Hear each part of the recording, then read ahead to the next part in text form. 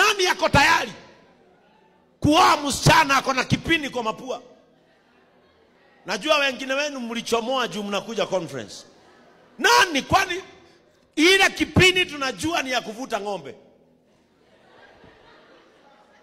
Ati msichana ako na kwa mapua kwa hapa, ako na kipini hapa kwa mdomo, ingine imeshika hapa, ingine siku hizi wanaweka kwa meno, ingine mnatoboa.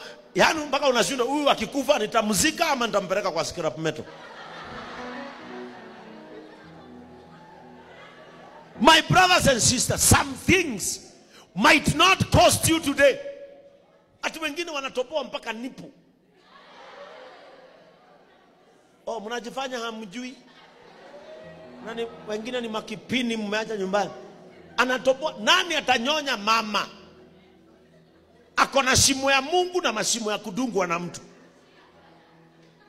Some things can only be controlled by living a holy life. Sasa nikuulize, si uvae tu earring moja.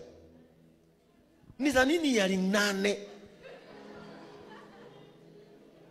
Yaani unatoboa mashimo mingi paka ukikuwa mama unazichomoa. Paka ukiwa na bibi yako kwa barabara, ka upepo kanaingilia kwa unasikia.